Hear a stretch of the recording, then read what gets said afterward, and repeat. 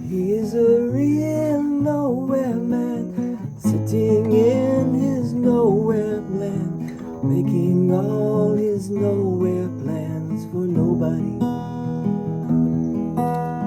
Doesn't have a point of view, knows not where he's going to. Isn't he a bit like you and me? Nowhere man, please listen. You don't know what you're missing. Nowhere man, the world's at your command.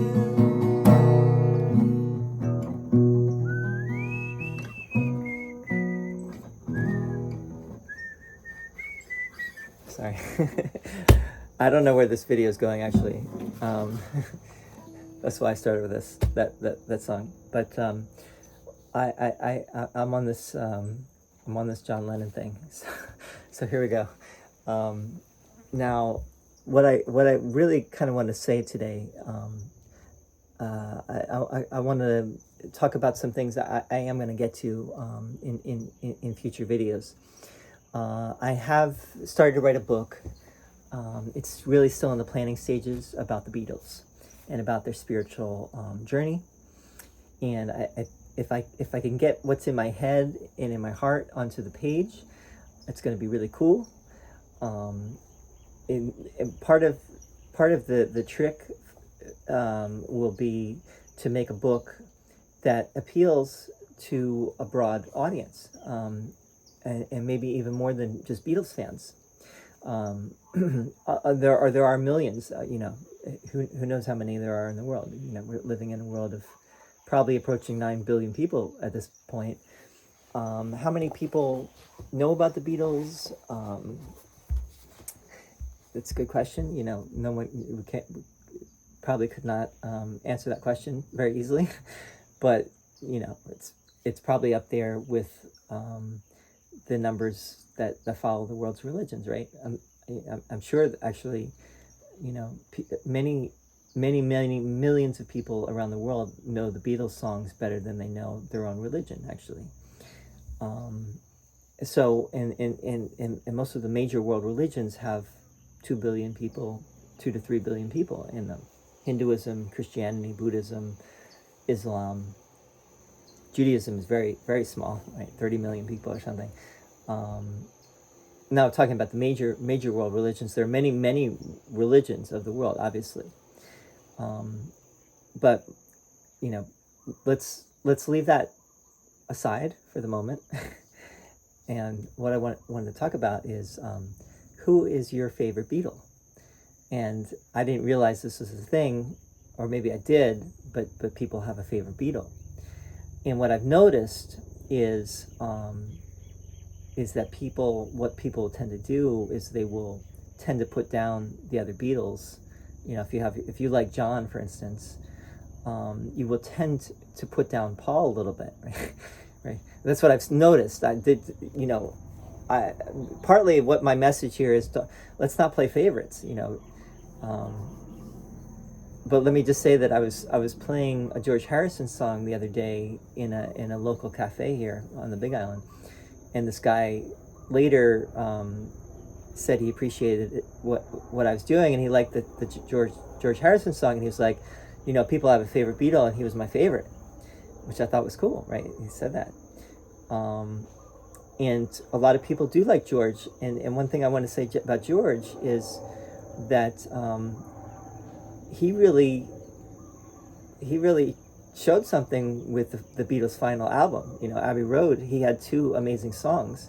In fact, Something, right? Something, and Here Comes the Sun.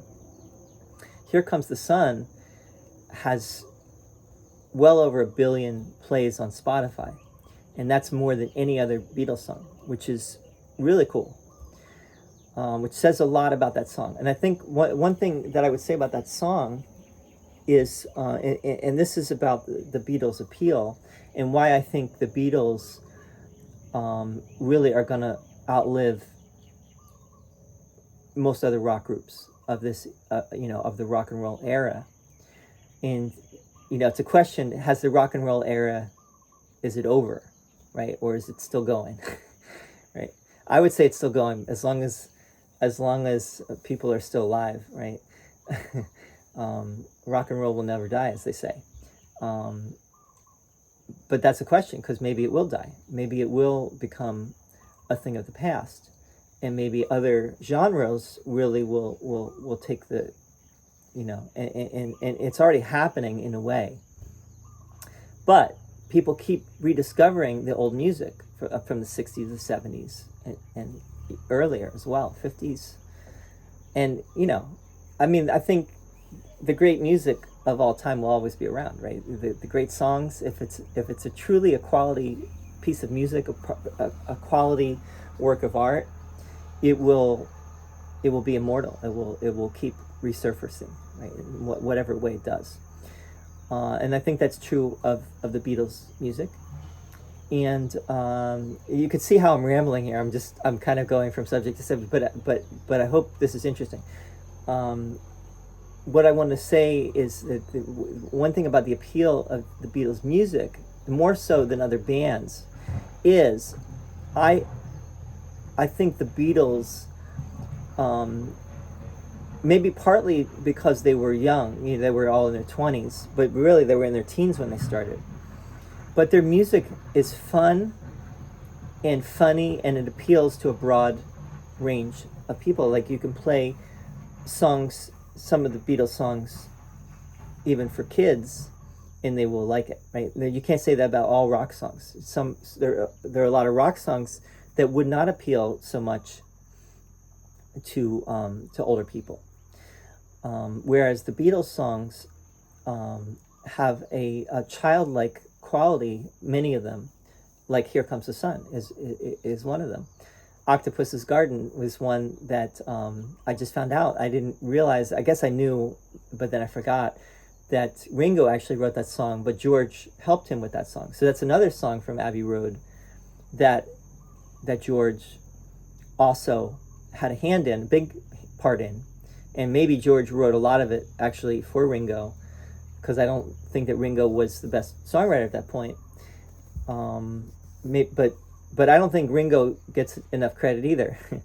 And obviously he may outlive all of them. Like, he may be still going strong, even when Paul, passes on. But the thing that I really want to say here is let's not play favorites. They were all great in their own way, and anyone that would put down one of the Beatles in favor of another, I would say that's not cool, because they all had their like all of us, none of us are perfect, I've been harping on John a lot because I resonate the most with John, I would say. My journey has been similar in a lot of respects. I think that John wore his heart on his sleeve, and he was like a clown, right? He was a provocateur, and he was very funny, and he was not afraid to be very public about his private life and about things that he believed in. And he, for example, the Bed In for Peace that he did with Yoko Ono, I think was really cool. He got a lot of flack for that, but he was selling peace, and he was made a big deal about how they were selling peace. and if you look at how the world runs, there's a lot of selling war out there, and there's got to be those people who are selling peace, who are promoting peace actively, right? And John was one of them, and Yoko as well. Was his sidekick, so in a way. She was also his guru in a way. I know a lot of people, really, if they don't rag on any of the individual Beatles, they will rag on Yoko.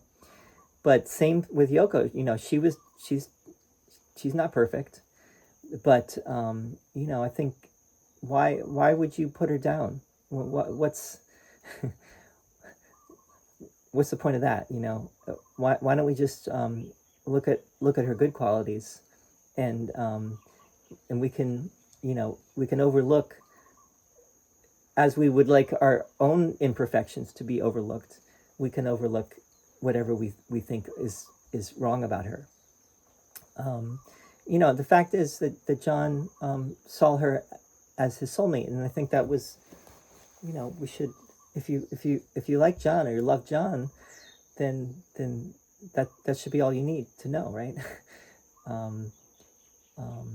And a lot of people say that she broke up the Beatles. No, that she did not break the Beatles up. The Beatles were on their way. I think even quite a bit earlier than 1969, they were, and maybe even before Yoko came on the scene, they were on their way to disbanding. Anyway, so what else did I want to say? Really, I wanted to talk more about John, because I've been harping about John. I did a video about John's third eye, where I talked about his interest in, and I think his interest. Well, let me just finish that thought. His interest in the occult, and having his an actual hole put in his at his third eye, to awaken his third eye and awaken his mystic vision. And I was saying that I think he got this idea. There was a guy that came to him that told him that he had done it to himself, but then he talked John out of doing it. He said he had done it, and John was like, I want that too. And the guy was like, no, it's not, don't do it. It's not going to do anything. And then I brought in this book from 1956. This guy in England wrote this book, and he pretended he was a Tibetan Lama. Now, he might have been, like, the Tibetan Lama might have been using his body. That's open to debate. But he claimed that he was actually this Lama, and that he wrote this book called The Third Eye. And this is partly where this people became interested in this practice of opening your third eye by trepanation, which is making a hole in your skull, which seems crazy, and I would think is pretty crazy, but maybe there's something to it. But let's give it the benefit of the doubt until we know something better, because trepanation has been done now for, apparently it's been done for millennia on planet Earth. So let's just not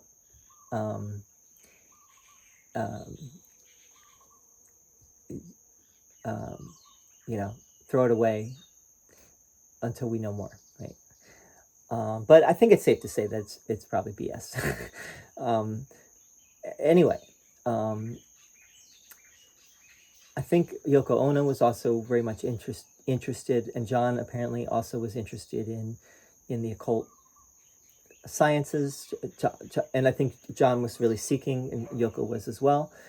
And I am going to do another video on when John, Yoko, and George met with Srila Prabhupada, who was the founder of the Har Krishna Movement, or the ISKCON movement, ISKCON, which stands for the International Society of Krishna Consciousness. And that started in New York City, actually, in 1966. I think Srila Prabhupada arrived there from India in 65. He had no money, and then he very slowly but surely, but actually very quickly, this movement actually, and it's now become a whole huge worldwide movement. And so that George Harrison became interested in India and yoga and Hinduism, I think as early as 65 or 66, and he was learning sitar from Ravi Shankar, which is why some of the Beatles songs have sitar on it. And I think partly due to his influence, the Beatles went to India, and they did a meditation retreat with Maharishi Mahesh Yogi, but they left. Paul and Ringo left early, and then George and John left claiming that Maharishi had been sleeping with one of the women that they brought, which was not true, but they thought that he had, and they said, "We're leaving." I'll tell that story in another video. But John also, I think, was with George in being interested in India and interested in meditation. I think it's a good question of whether any of the Beatles practiced Hatha Yoga. I think George did. I'm not completely sure. I doubt that any of the other Beatles did. But, that would be another way that you can awaken your third eye is through yogic discipline. I think putting a hole in your skull, it would be the easy way to do it.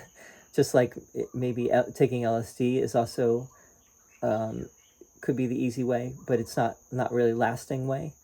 I could be wrong about that, but I am going to do a video as well coming up one of these days on John's use of LSD and the other Beatles as well, but specifically John, and really get deeper into that subject.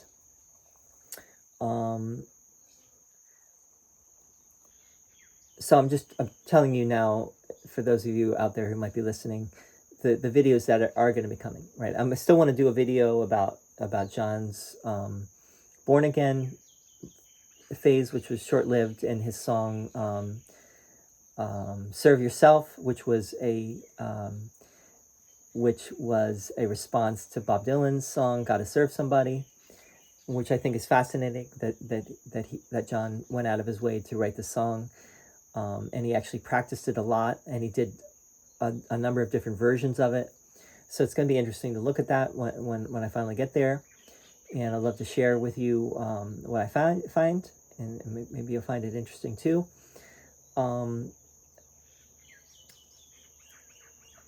What I want to end here with is, I think of all the Beatles, John gets the worst rap, right? He gets the best rap too, in a way, and he gets the worst rap.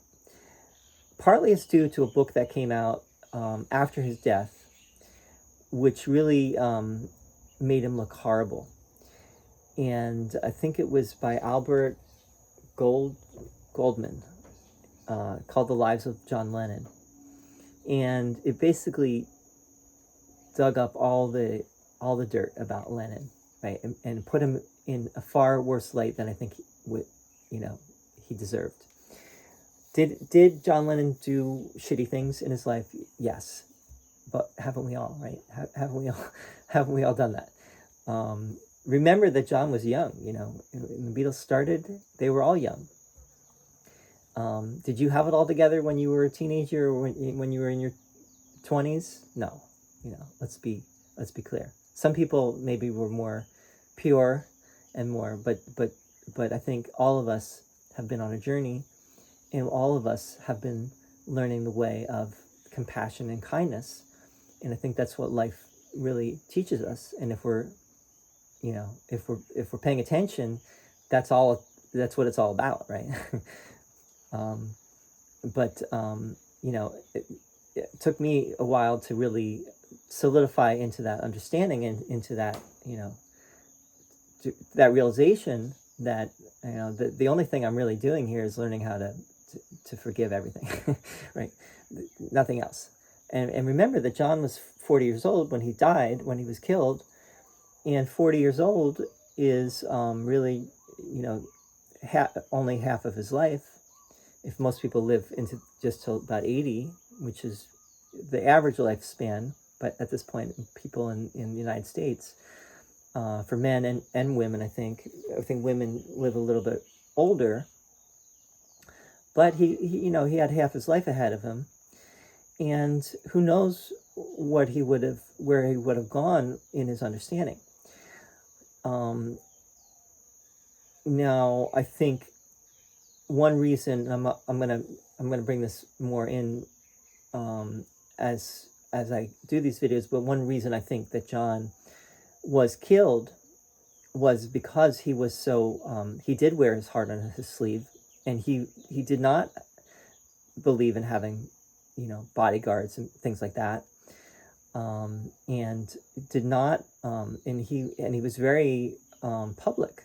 Even he signing autographs. He would apparently sign autographs for anyone that asked him on the street. He was. I really believe that ultimately, he was a kind-hearted person, and he had his demons. But again, don't we all, right? Haven't we all done our share of shitty things in our life? Yes. That's a rhetorical question. If our life was as public as John's, people would be saying probably the same about us, right? There would be something that would come out about us. So this is just a way of saying, I really don't think John, deserves that kind of treatment, and I don't think we should just overlook some of the things that he said and did, which were not of the light. I think we can bring that to the light. We could say, he did these things, he said these things, but at the end of the day, he was working on himself, right? I think that's why he was a seeker. He was searching.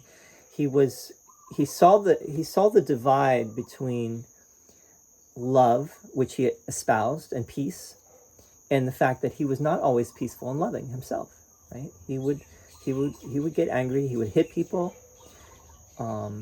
He apparently hit his first wife. I don't think he hit Yoko. I've been doing some research, right? I don't think he ever physically abused Yoko, but I think he abused Cynthia and some of the other women in his life. I think he was controlling. I think he was domineering. Maybe not as much with the Beatles, but with some of the other people in his life. And I think that he saw that gap between the fact that he was not always loving, he was not always kind, he was not always peaceful himself, but he wanted to be. And he realized that if he really wanted to do what he was doing, which was to be a role model and to be this person who was speaking about peace and love to the world, that he needed to be that himself. And I give him all the credit in the world for that. And I think that's why people love, not only because of the music, but they understand that about John, and the people that are the haters, they don't know John, right? To know him is to love him. That that's the final word, I would say, on John Lennon. But that's true of all of us, right? To know any of us is to love us. And if we don't love ourselves, and we're not being a loving person ourselves, it's just because we do not know ourselves yet, right? So we say that about ourselves as well. To know myself is to love myself. If I don't love myself, I don't know myself. They go hand in hand. So I'll leave with that, and thanks so much for tuning in, and I'll be back again with hopefully some more interesting content. And I would hope it's not just interesting and informative, but also enlightening. See you soon. What should we say? Isn't he a bit like me and you? See you soon.